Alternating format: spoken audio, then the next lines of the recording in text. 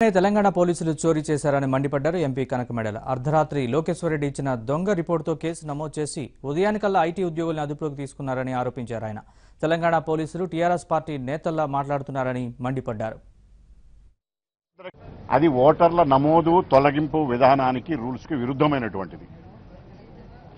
Bulk గా చేయడానికి వీల్లేదు. తొలగించే ఓటర్కి నాలెడ్జ్ లేకుండా చేయడానికి వీల్లేదు. ఏలుముద్ర కానీ సంతకం కానీ ఉండాలి. ఇవేమీ లేకుండా సంబంధిత ఓటర్కి నాలెడ్జ్ లేకుండా తొలగించి ఓట్లు ఉన్నటువంటి వారిని ఎవరైతే తెలుగుదేశం ఓటర్లు ఉన్నారో వాళ్ళని తొలగించి వేయటం కోసం మొత్తం అన్ని నియోజకవర్గాల్లో ఒక పెద్ద కుట్రతో ఒక స్కెచ్ గీశారు. ఈ స్కెచ్ వెనక ఎవరు పెద్దలు ఉన్నారు, ఎవరు ఏంటనేటటువంటిది సుదీర్ఘమైన ఇన్వెస్టిగేషన్లో కానీ బయటపడదు. ఇది మామూలు కుట్ర కాదు. మేము ఎన్నికల కమిషన్కి అప్రోచ్ అయితే దీని ద్వారా దీని వెనకున్నటువంటి పెద్ద పెద్ద ముసుగు వీరులందరూ బయటికి వచ్చి వాళ్ళ కుట్రలు బయటపడతాయనే ఉద్దేశంతో ఒక కొత్త డ్రామాకి తెరదీశారు. ఆ డ్రామానే ఈ ఐటీ గ్రిడ్ మీద కేసు పెట్టడం. మీకు తెలుసు, సుమారు చంద్రబాబు నాయుడు గారు చేసినటువంటి కృషి వల్ల ఐటీ కంపెనీలన్నీ కూడా హైదరాబాద్లో ఏర్పాటు చేయబడినాయి. ఆయన ముఖ్యమంత్రిగా ఉన్నప్పుడు ఒక భద్రత ఇచ్చి ఐటీ కంపెనీలన్నిటికీ, మీ కంపెనీలన్నిటికీ భరోసా, భద్రత, సెక్యూరిటీ అన్ని రకాలుగా మీకు ప్రొటెక్షన్ ఇస్తామని చెప్పారు. ఇవాళ ఏమైంది? ఐటీ కంపెనీ హైదరాబాద్లో ఉన్నంత మాత్రాన హైదరాబాద్లోనే పని చేయాలని లేదు. వాళ్ళ ఆఫీసులు ఉన్న చోట ఎక్కడైనా ఏ రాష్ట్రాల్లో అయినా సరే, ఇక్కడి నుంచి యూఎస్ఏకి, ఇక్కడి నుంచి ఆన్లైన్లో ఐటీ కంపెనీ అంటే ఆన్లైన్లో కానీ మొత్తం ట్రాన్సాక్షన్లన్నీ వివిధ దేశాలతో చేస్తూ ఉన్నారు. ఇలా చేస్తున్నప్పుడు ఐటీ కంపెనీ అలా ఉందని ఐటీ గ్రిడ్ కంపెనీ వారు ఆంధ్రప్రదేశ్ డేటాని చోరీ చేశారనేటటువంటిది వాళ్ళ వాదన. చోరీ చేసి ఓటర్ల సేవామిత్ర పేరుతో ఓట్లని ఇవన్నీ కూడా తెలుగుదేశం పార్టీ వారు చేస్తున్నారు.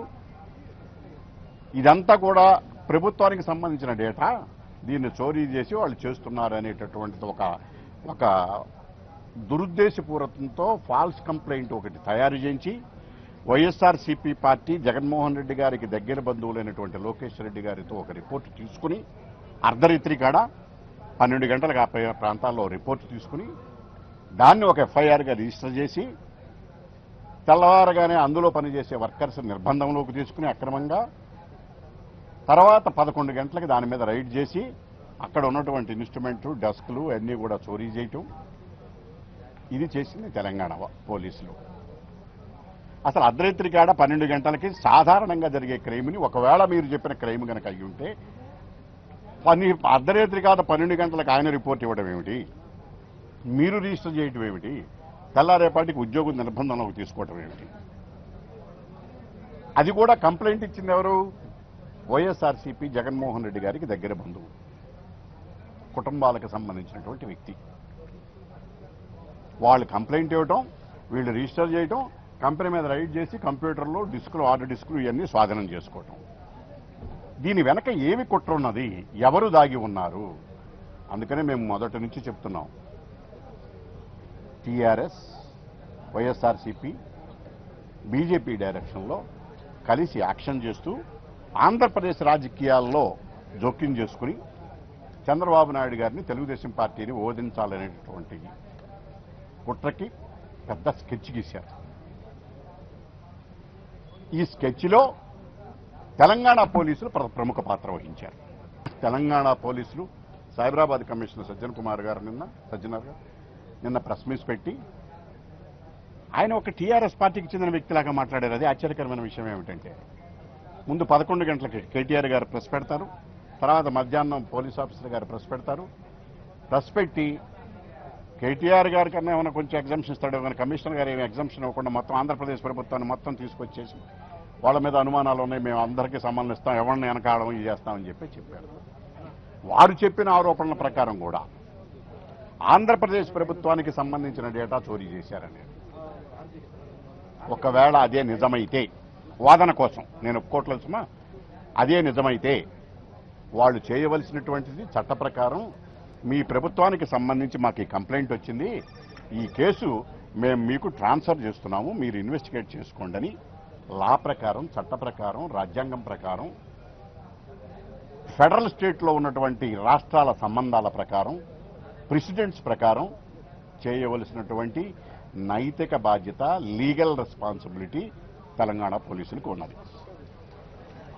అది విస్మరించి మేమే ఇన్వెస్టిగేట్ చేస్తాం అని చెప్పి కమిషనర్ గారు చెప్పటం, అందువల్ల మీ ద్వారా మేము వాళ్ళకి తెలియజేయదలుచుకున్నది ఏమిటంటే, తెలంగాణ పోలీసులు ఇప్పటికైనా సరే క్రిమినల్ లా ప్రకారం ఈ కేసుని వాళ్ళకి ట్రాన్స్ఫర్ చేయాలని, ఆంధ్రప్రదేశ్కి చేసి వాళ్ళు ఇన్వెస్టిగేట్ చేసుకుని వాళ్ళు ఏదైనా ఉంటే సహకరించాలి తప్ప ఈ రకంగా చేయటం అనేది చట్టవిరుద్ధం అనేది చెప్పి తెలియజేయటం జరుగుతుంది. ఇంకొక విషయం ఏమిటంటే, తెలంగాణ, హైదరాబాదు 2 రాష్ట్రాలకి 10 సంవత్సరాలు కామన్ క్యాపిటల్. పోలీసులు, లా అండ్ ఆర్డర్లు, శాంతి భద్రతలు, ఇట్లాంటి వ్యవహారాలు, అంతర్రాష్ట్ర వ్యవహారాలు కూడా ఆంధ్రప్రదేశ్కి ఎటువంటి తెలంగాణకి ఎటువంటి హక్కులు ఉన్నాయో ఆంధ్రప్రదేశ్కి కూడా హక్కులు 10 సంవత్సరాలు ఉన్నాయి. మనం వినియోగించుకుంటున్నామా లేదా అనేటువంటి విషయాన్ని పక్కన పెడితే ఆంధ్రప్రదేశ్కి ప్రభుత్వం ఉన్న హక్కులని హరించి వేయటానికి అక్కడ తెలంగాణ ప్రభుత్వానికి హక్కు లేదు. ఇది కూడా ఏపీ రీఆర్గనైజేషన్ యాక్ట్ చెబుతున్నది. ఇన్ని రకాల ఉల్లంఘనలు చేసి తెలంగాణ ప్రభుత్వం ఏకపక్షంగా పోలీసులు కనుక ప్రయత్నం చేసినట్లయితే తప్పనిసరిగా వాళ్ళ పాత్ర కూడా కుట్రతో ఉన్నదనేది నిర్ధారణ అవుతుంది.